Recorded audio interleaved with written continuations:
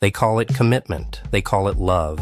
They call it building a future together. But you call it a cage. And the funny thing is, you built it yourself, brick by brick, vow by vow, signature by signature.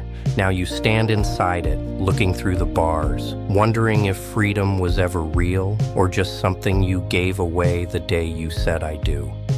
The psychology of people who are afraid of divorce isn't about love. It's about survival. It's about the terror of watching everything you've built collapse into dust. It's about the suffocating weight of knowing you're trapped between two hells, the one you're living in and the one waiting for you on the other side of separation. And here's the part nobody tells you. The fear isn't irrational. The fear is justified, because divorce doesn't just end a relationship. It ends your identity, your finances, your reputation, your connection to your children, your image of yourself as someone who doesn't quit, someone who isn't a failure, someone who can hold things together even when they're falling apart. The world told you marriage was sacred. Society told you divorce was weakness. Your family told you to work it out.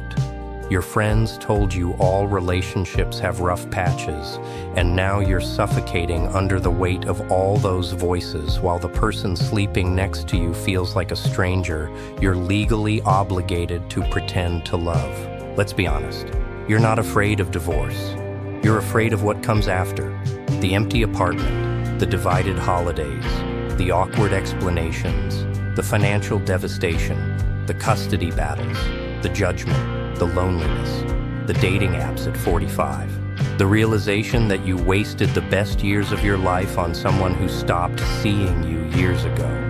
You're afraid that leaving proves everyone right, that you weren't strong enough, that you gave up too easily, that you're selfish for wanting more than this slow death by 1,000 compromises. You're afraid that staying proves you're weak, that you're accepting less than you deserve, that you're teaching your children what love looks like by showing them two people who can barely stand to be in the same room. You're caught in a psychological prison where both doors lead to pain, so you freeze. You tell yourself it's not that bad.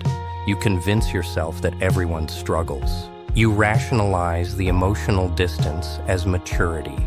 You call the silence peaceful instead of painful.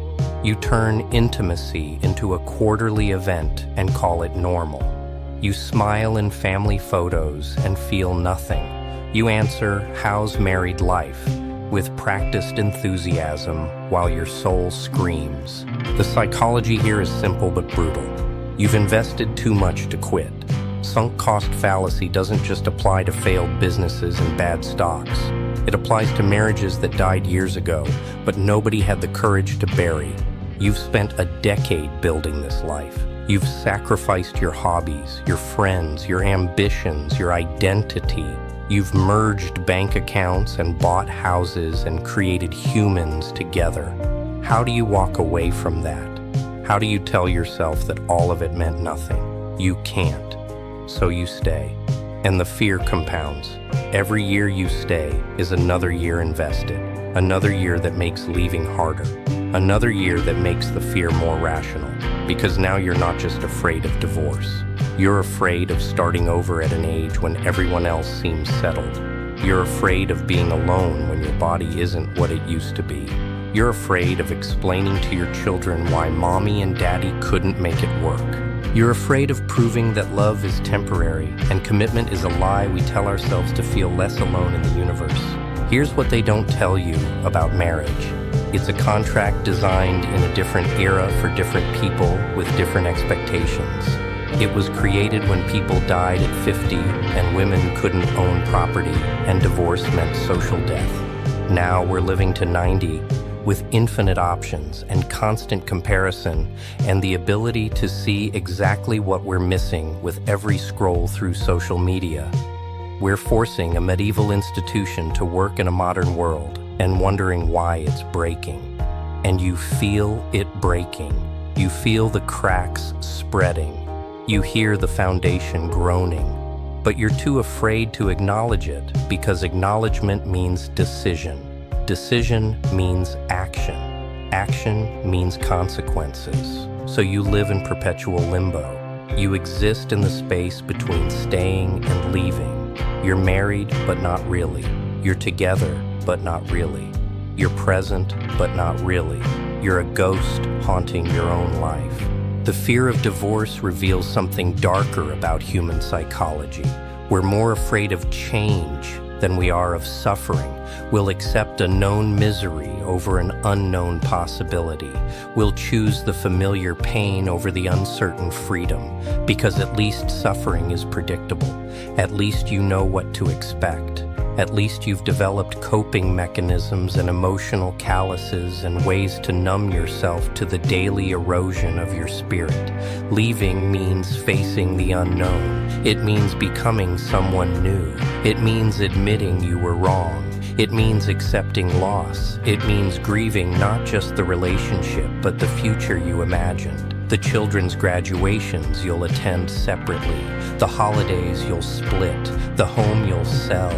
The friends who'll take sides. The family who'll whisper.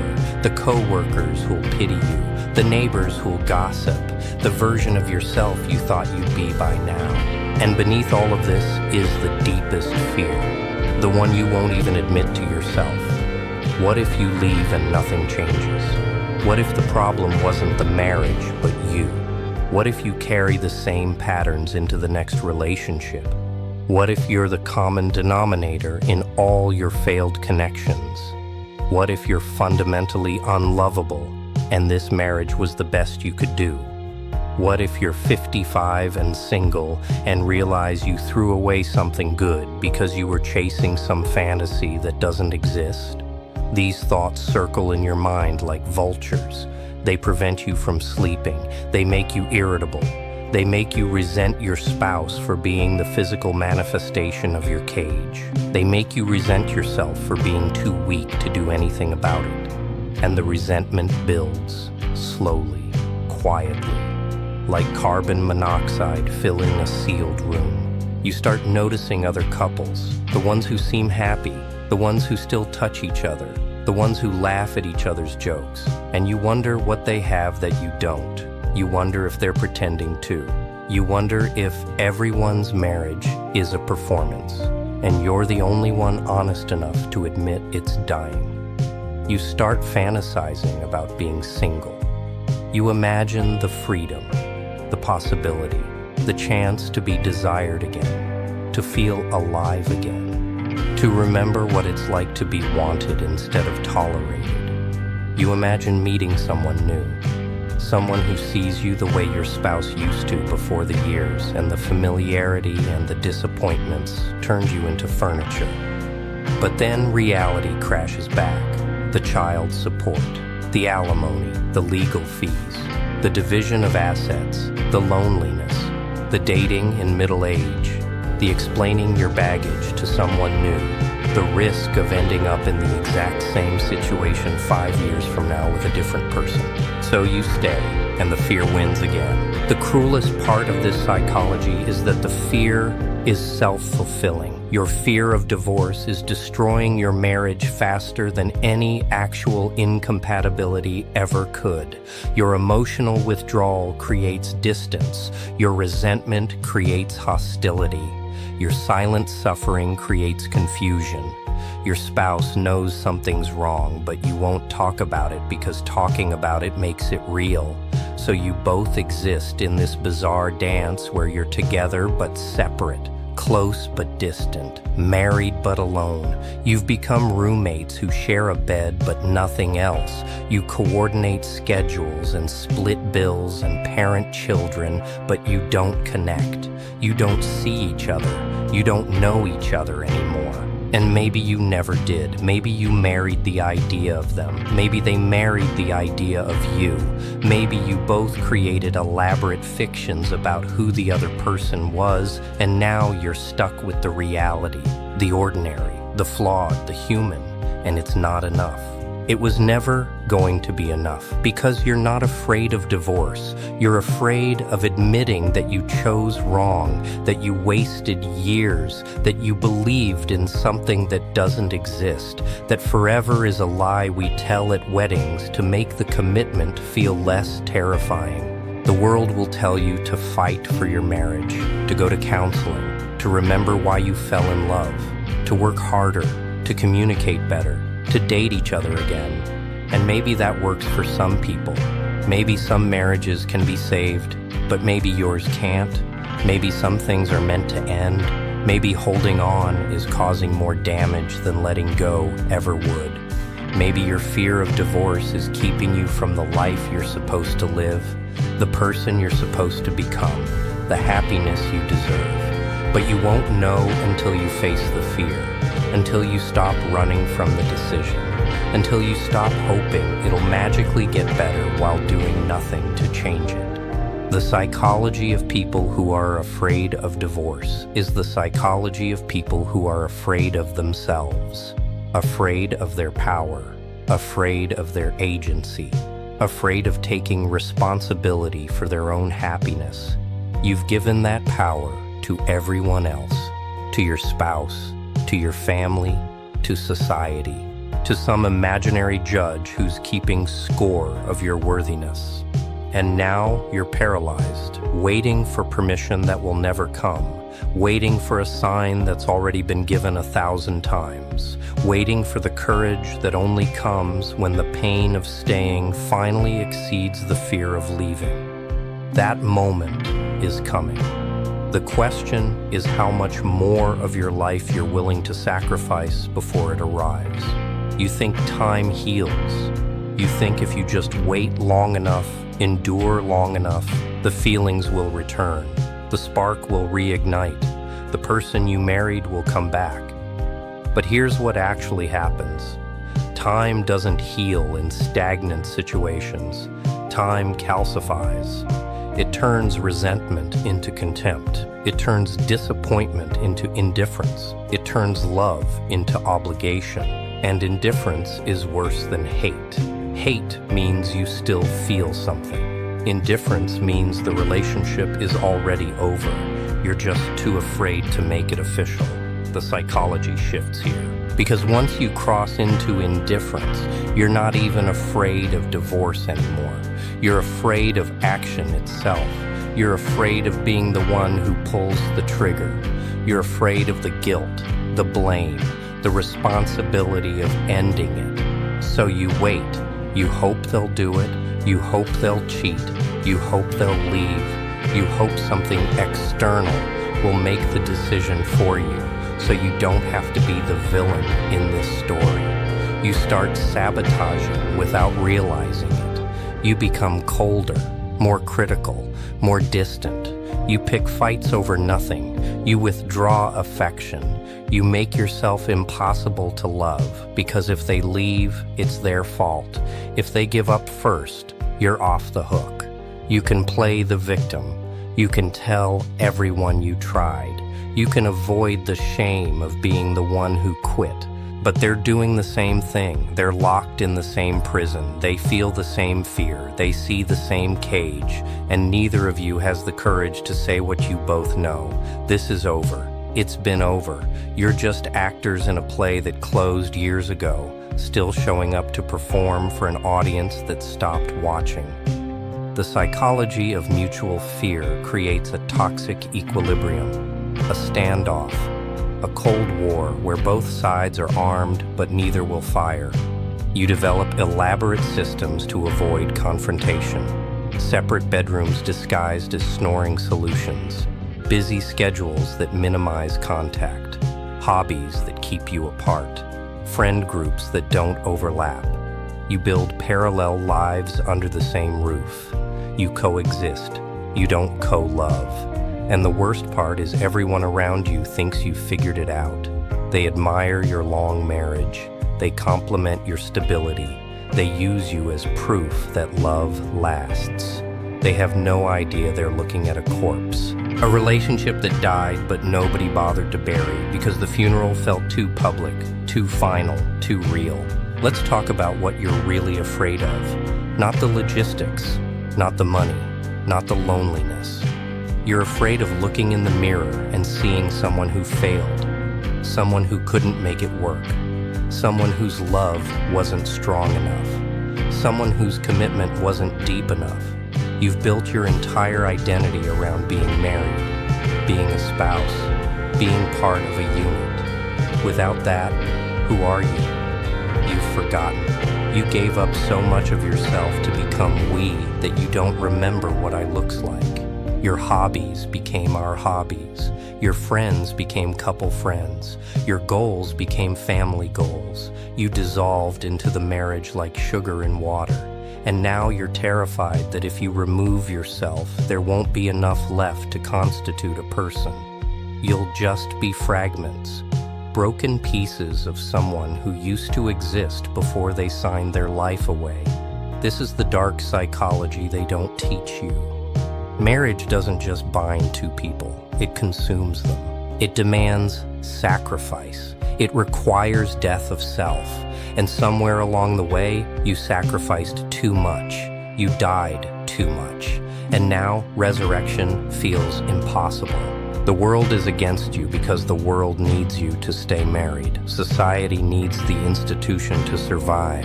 Your family needs the image intact. Your children need the stability, real or performed. Your friends need the proof that long-term love exists. The economy needs you consuming as a household unit. The church needs you as evidence of holy union. Everyone has a stake in your misery except you. They'll shame you for leaving. They'll call you selfish. They'll say you didn't try hard enough. They'll bring up the vows, the commitment, the children. They'll weaponize every insecurity you have. They'll make you feel like a monster for wanting to breathe, for wanting to feel alive, for wanting more than this slow suffocation. And you'll believe them because you've been conditioned to believe that personal happiness is selfish, that suffering for others is noble, that endurance is virtue, that staying in a dead marriage makes you strong instead of cowardly. They've convinced you that the cage is safety, that the prison is home, that the slow death is life, and you've accepted it because questioning it means facing the fear.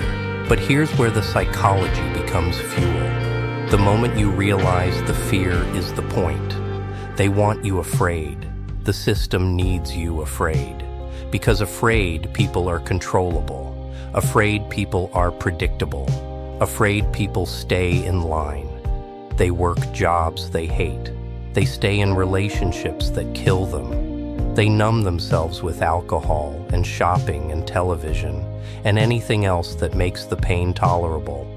They become exactly what society needs them to be: compliant, passive, broken. But once you see it, you can't unsee it. Once you understand that your fear is being weaponized against you, something shifts. The anger comes, and anger is useful. Anger cuts through fear like a blade through fog. You stop asking permission. You stop waiting for the right time. You stop hoping it'll get better. You start planning. You start documenting. You start consulting lawyers. You start opening separate accounts. You start building the exit strategy you've been too terrified to consider, not because you hate your spouse, but because you love yourself enough to stop dying slowly. The shift happens when you realize divorce isn't the worst thing that can happen to you. Living the rest of your life in quiet desperation is worse. Modeling a loveless marriage for your children is worse. Waking up at 70 and realizing you spent 50 years pretending is worse. Dying without ever feeling truly alive is worse. The fear of divorce is smaller than the fear of wasted life. Once you see that, the equation changes. The calculation shifts. The cost-benefit analysis flips. Suddenly, the unknown doesn't seem so terrifying. Suddenly, starting over seems like possibility instead of punishment.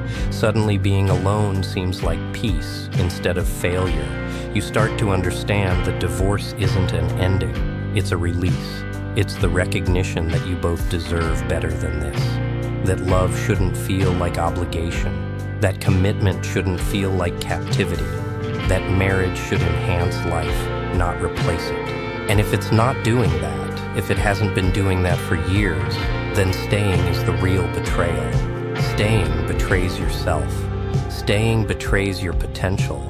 Staying betrays the person you could become if you weren't shackled to someone who stopped growing with you a decade ago. The psychology of using this darkness as fuel is simple. You stop seeing divorce as failure and start seeing it as honesty, as courage, as self-respect. You stop caring what they think. Your mother, your friends, your coworkers, the people at church, the neighbors, none of them are living your life. None of them feel what you feel. None of them wake up every morning next to someone who makes them feel completely alone. Their opinions are worthless. Their judgments are projections of their own fears. They're terrified that if you escape, they'll have to face their own cages. They need you to stay trapped so they can justify their own prisons. Don't let them. Use their judgment as confirmation that you're doing the right thing. Because anything that scares other people that much is usually exactly what you need to do. The herd mentality keeps people in suffering. The lone wolf finds freedom. You were never meant to be part of the herd. You were never meant to accept less than you deserve just to make others comfortable. You were meant to be dangerous, to be uncontrollable, to be free. Here's the dark truth about divorce. It's not the marriage that's sacred. It's your life, your time, your singular experience of consciousness in an indifferent universe. You get one shot at this.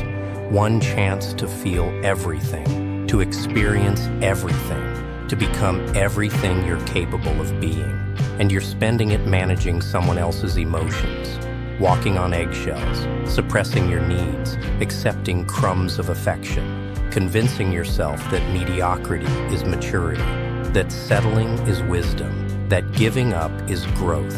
It's not. It's cowardice dressed up as commitment. And the longer you stay, the more you betray yourself. Every day you choose the cage is a day you can't get back. Every year you waste in a dead relationship is a year you could have spent building something real. Finding someone who actually sees you. Creating a life that doesn't require numbing yourself just to endure it. The opportunity cost of staying in a bad marriage is astronomical. It's not just the present you're sacrificing. It's every possible future, every version of yourself that could have existed if you'd had the courage to leave. Those versions are dying. They're being murdered by your fear. And one day, you'll look back and realize you killed them. You suffocated them. You chose safety over possibility. You chose fear over freedom. And there are no do-overs. No second chances, no rewind button on a life spent in the wrong place with the wrong person for the wrong reasons. The psychology flips when you accept that you're going to disappoint people, you're going to hurt people, you're going to be misunderstood and judged and criticized. And that's fine, because their comfort is not your responsibility. Their feelings about your life are not your burden to carry. You didn't come here to make everyone else happy while you suffer in silence. You didn't come here to be the example of endurance that inspires others to stay in their own misery. You came here to live, fully, authentically, unapologetically. And if that means divorce, then divorce is the most honest thing you can do. It's not giving up, it's waking up. It's refusing to participate in the lie anymore. It's choosing truth over comfort. Reality over performance, self-respect over social approval. And yes, it will be hard. Yes, it will be painful. Yes, there will be moments when you question everything, when you wonder if you made a mistake, when the loneliness feels overwhelming and you romanticize what you left behind. But those moments pass, and what remains is something you haven't felt in years. Freedom, possibility, the sense that your life belongs to you again, that your choices matter, that your future is unwritten, that you're not trapped anymore.